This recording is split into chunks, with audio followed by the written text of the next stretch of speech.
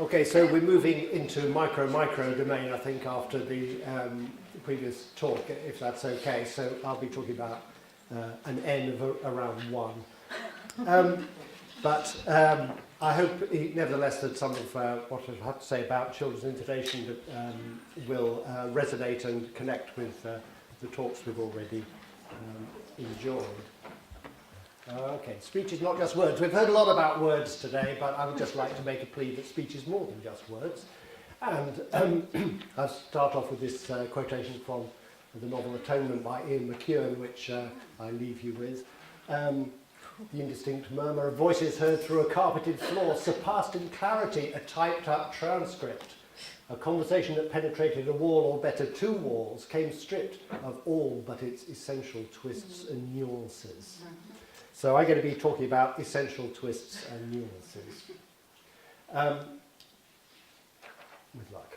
Okay, so I'm going to be talking about some data collected by my colleague and former PhD student, ex-colleague at UCL, Juliette Corrin, who's a speech and language therapist, and as part of her PhD she collected some interactional data, some play data between carers and children around this age, and I'm going to be using some of her recordings from one of these children, Robin, with his mother, playing at home.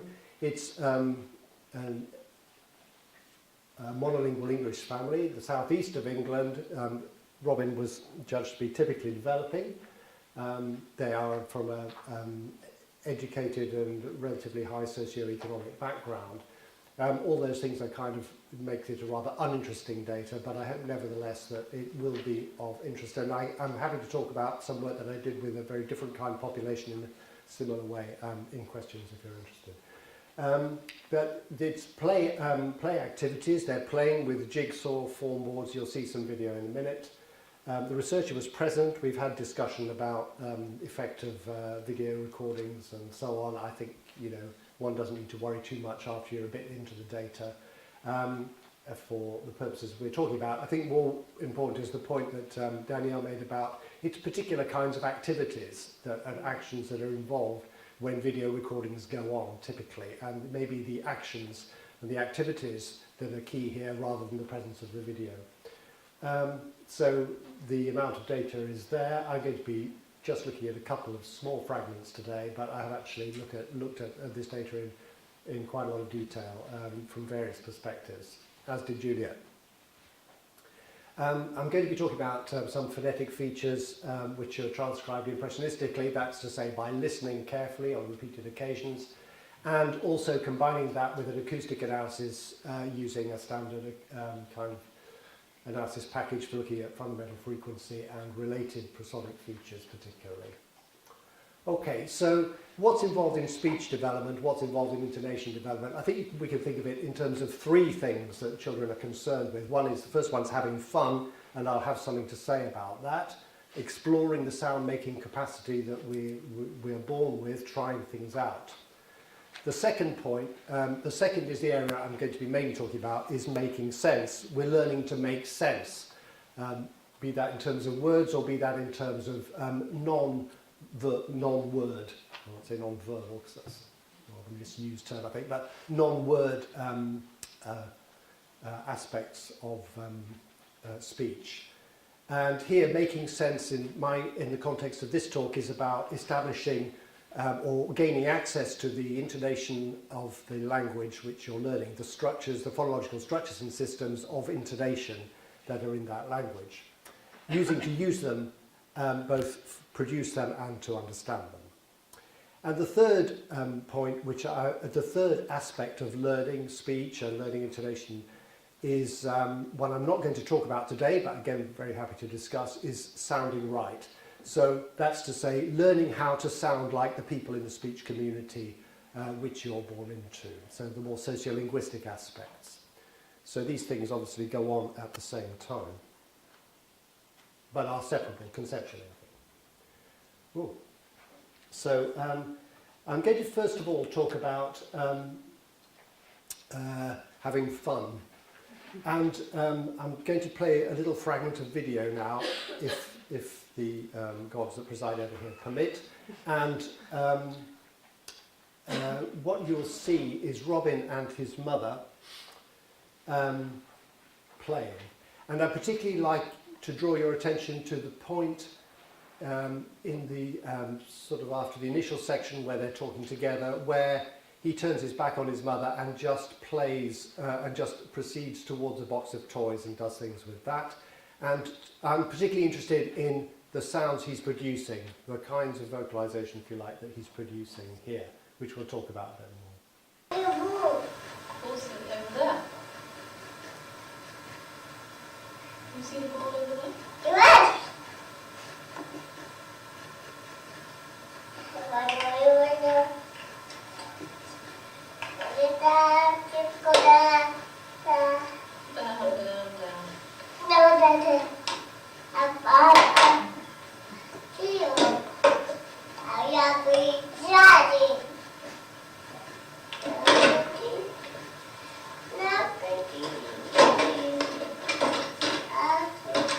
Where's the man that goes in the tractor?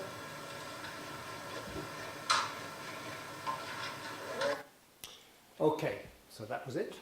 I've provided a transcription here of what's going on in this extract, and I'll just play the audio, I think, this time. What I'd like you to draw, in the first part then, they're interacting, and Robin says something, his mother says something. It says a couple of things, actually takes a couple of what we could call intonation phrases here, in lines 2 and line 4. Robin says something in line 5, and then he wanders off. So we'll just play that bit again.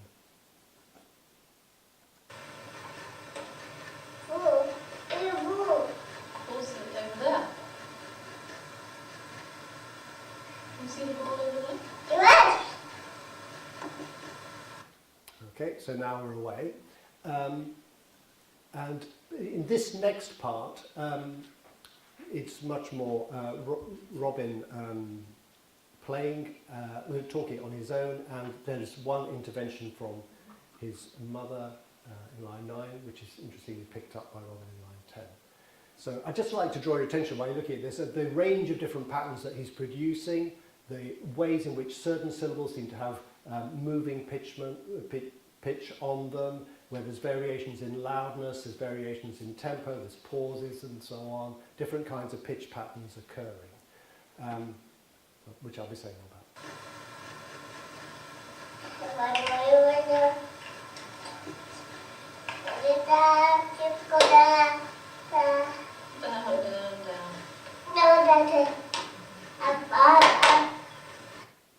Okay, so there we are. It's interesting, that little echoing goes on there. And then the final bit of the extract, really he's on his own here, he's just engaging with the toys. So again, drawing attention to the range of different kinds of pitch pattern, different variations in loudness, quietness, and use of pauses to break up what he's saying into different chunks.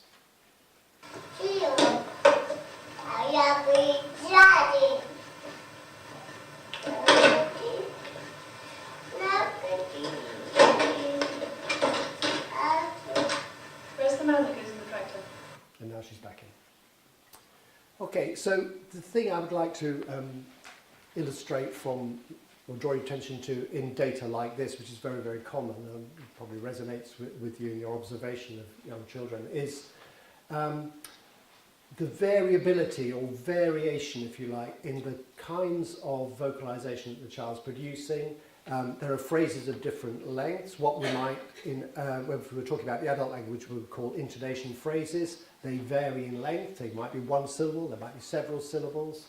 The placement of the tone in the phrase varies. What I'm going to mean by tone today is a syllable on which there is a discernible rise or fall rise in pitch. So there's some kind of fairly major prominence given auditorily by that, which is a key thing, as we'll see in English intonation.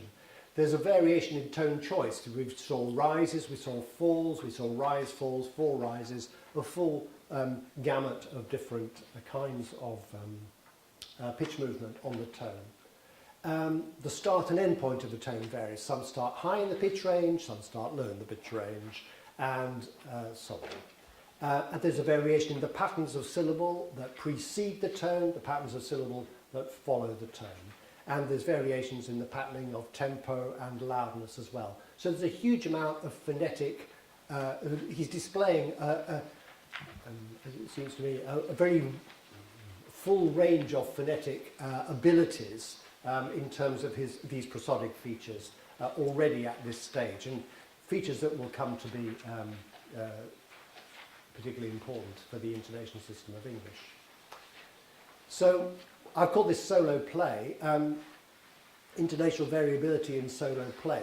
From an interactional point of view, what's interesting about this extract from my perspective is that the interactional pressure is off here. She's sitting back having a cup of coffee, she's having a bit of a break at this point, just letting him get on with it. It's not like that heavy duty, you know, what's this? As we'll see in a minute, you know, it's a parrot or whatever it is. That's not going on here. It's much more laid back. And this is an opportunity where the child can actually demonstrate, if not explore, a full range of phonetic possibilities. He's not communicating with anyone at this point. It sounds like he may be exploring the expressive possibilities of intonation. Okay. Now I'm going to look at a very short fragment of data which is different. And this, I would like to characterize this as interaction. So where there is an issue between the two of them. And this is where intonation as a phonological system comes into play. So this is, unfortunately, by the vagaries of video in parent-child interaction, heads have disappeared here. Dog appears, but head has disappeared. Doesn't matter too much. They're talking about one of the pieces in this puzzle, which he is fitting into the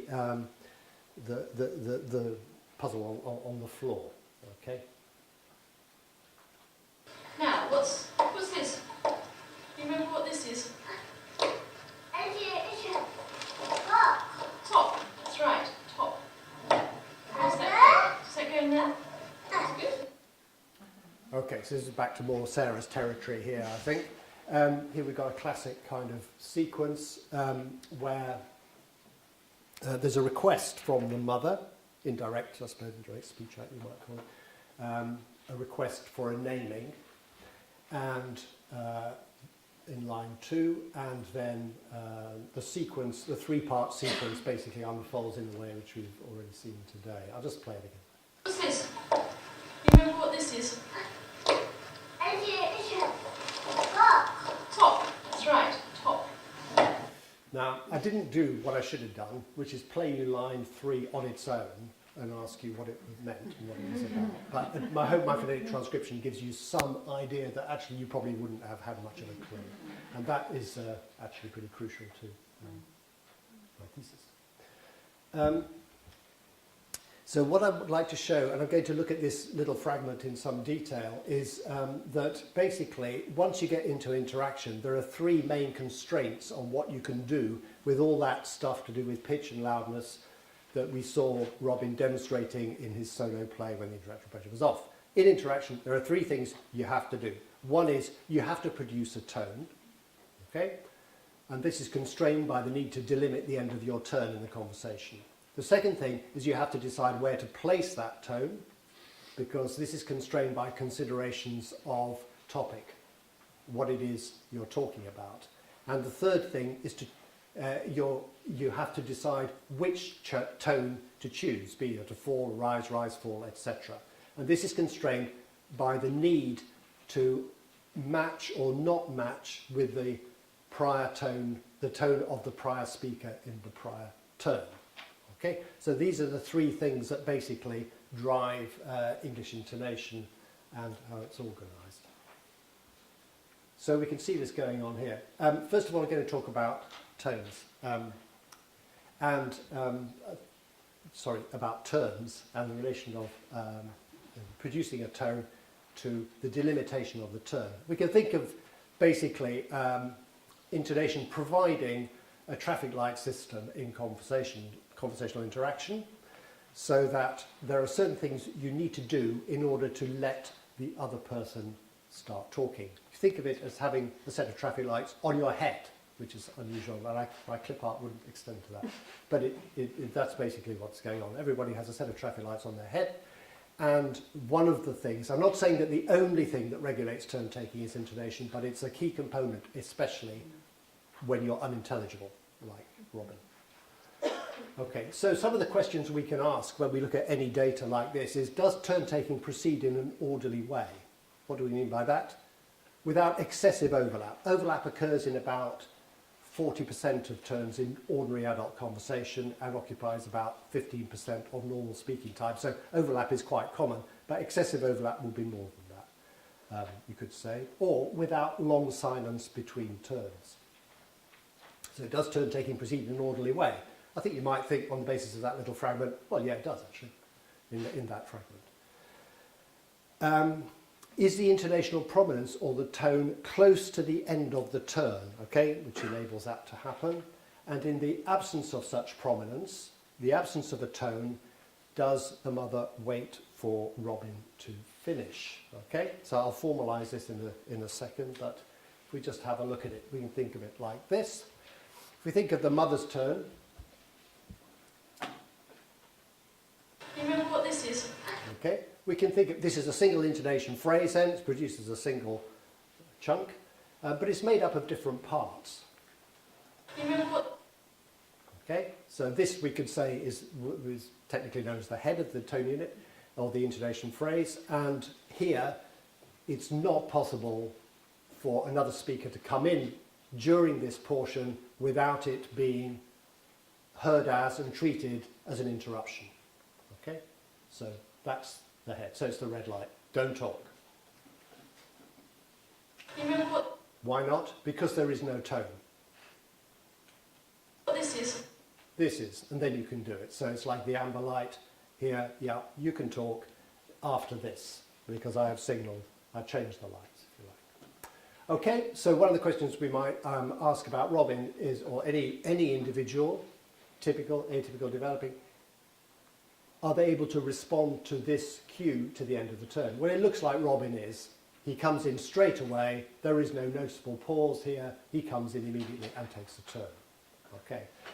So what happens? What happens next is he takes a turn. Yet his turn is more than a single syllable. It's about 5, 1, 2, 3, 4, 5 syllables. So there's an issue for him then. About how to organise 5 syllables into a turn.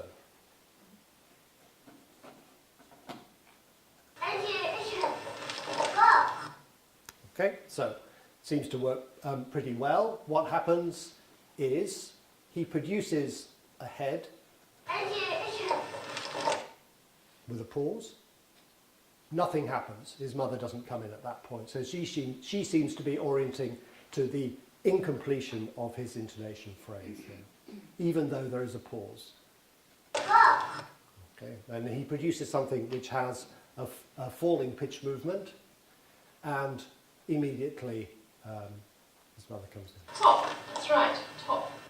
Okay, so it seems to me that they're operating with a shared convention, phonological system of traffic lights, if you like, based around intonation. So just formalised here, so that red, I mean, forget about blue for the minute. Red, if you come in here, you're competing. Yellow, you can come in after this. Green, you can come in now. And in fact, you can overlap somebody when they've got to their, when they've produced their tone, if they produce anything after that. Okay, so I've been devising a kind of profile of intonation for people to use from, if they want to look at any individual or any conversation in this way, and we can ask questions then about Robin. Does he use the tone to project the end of his turn? Does he use the yellow light? Yes, he does. Does he use a head to create an intonational phrase of more than one word? Yes, he does. Does he refrain from taking a turn until his mother has projected the end of her own turn? Yes, he does. And does he routinely start his turn with a minimal pause? Yes, he does. Okay? So we can see him displaying a range of skills here in relation to the projection of turns. Okay, so the second thing I wanted, we've had pointing today. This is a different kind of pointing. This is intonational pointing, but may well be related. Almost certainly is. So the second function of intonation, I'm not going to talk much about this because of time, but just briefly, because this is the best understood, I think, and most talked about aspect of intonation in English anyway. Doesn't work for all languages by any means in the same way.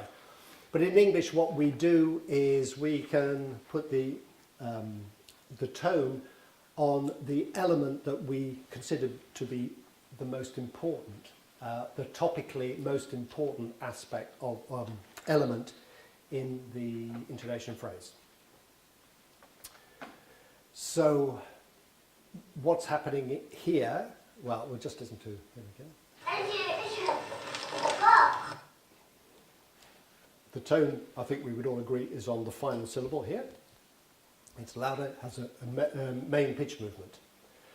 And that is indeed the syllable that is picked up by his mother for comment, yeah, or at least for repetition and then for comment afterwards. So it seems that he's able to focus on or at least she's treating him as focusing on a particular word from the 5 syllables that he's produced as the one that's most important, and that is the one that he has made most prominent.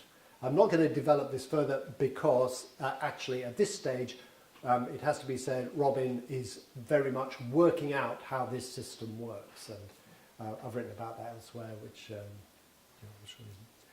welcome to follow up if you want to. But I just wanted to point out that is the second main function.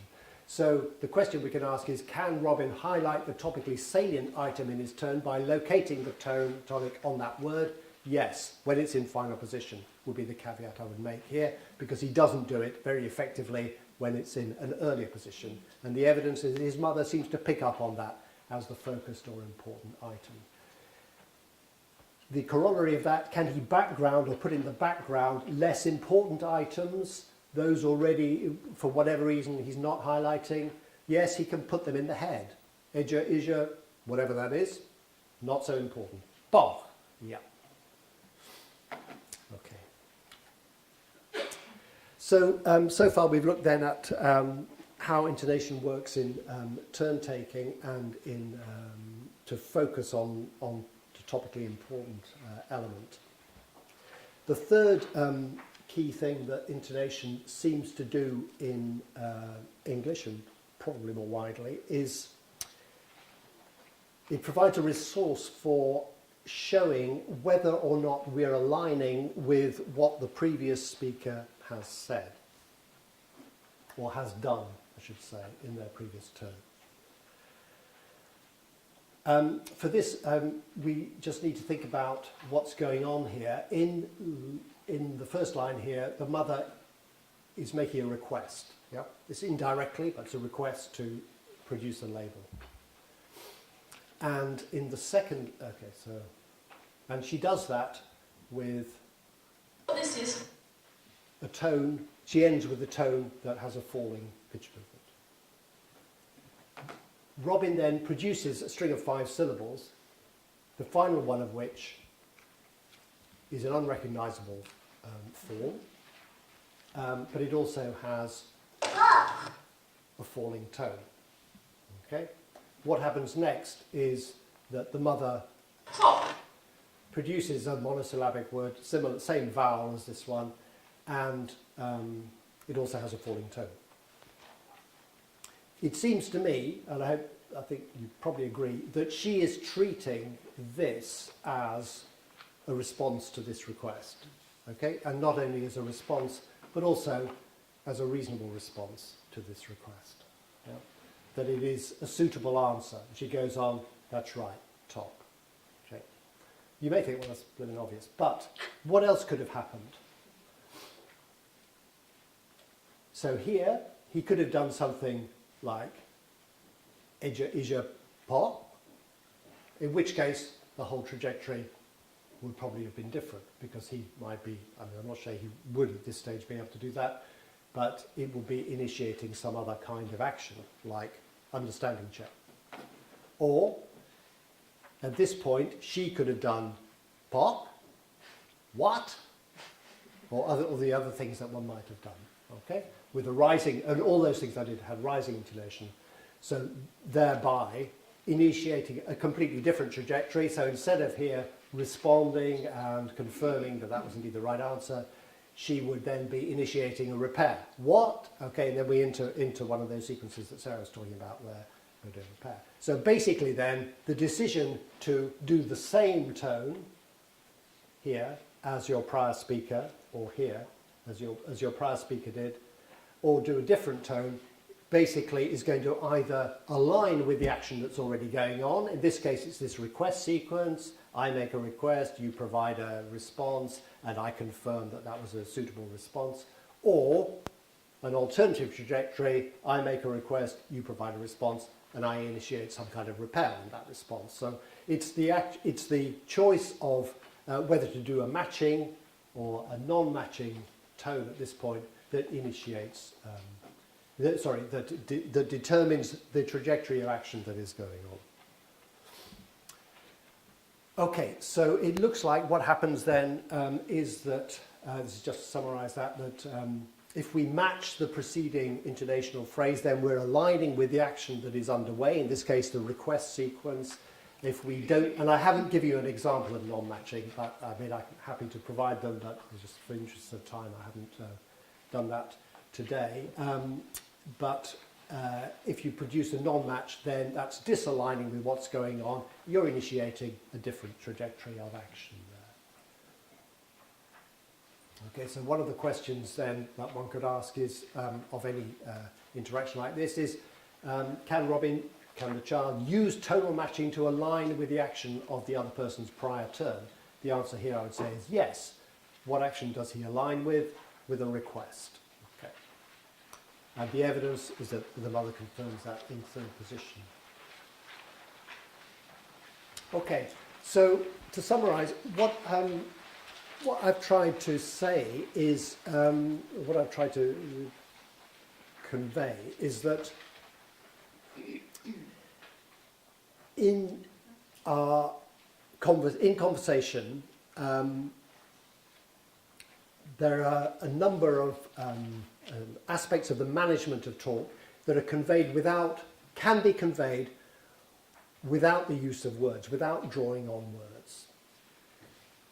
Turn-taking is one. We all know that turn-taking isn't just about intonation. There's also a lot to do with eye contact and when so on. But I hope I've given you some suggestion here of how we can see that intonation is actually pretty central to the organisation of turn-taking. It also provides a resource for identifying topics, so it's a kind of pointing or deictic function here, intonation has. As soon as you get beyond the one-word stage, as soon as we all got beyond the one-word stage, then we had this issue, how can I show that it's the first word, not the second word, that I want to draw my listeners' attention to? I've got some nice examples of Robin where he'd get that wrong and all kinds of things sort of go pear-shaped briefly until they resolve it. So identifying the topic can be done in this way as well. And identifying which of a number of alternatives is the thing that is to be considered the topic. And the third, which I've called here recognition of social action. So here it's the business of aligning. It's not recognising which or displaying what particular action it is. Is this a request? Is this a confirmation, an invitation, or an offer, or whatever it is? It's more it's a way of displaying that the action is, that what I'm doing is part of the action sequence that has been, that was in the prior turn or initiated earlier, or whether it's initiating a new action sequence like repair. Okay, so these are three kinds of things that we can use our intonational resources to do. So all of these, the effective use of these depends on a shared use of a stable intonation systems in an interaction sequence. That's it. Compared to that, contrasting with that, at the very beginning we saw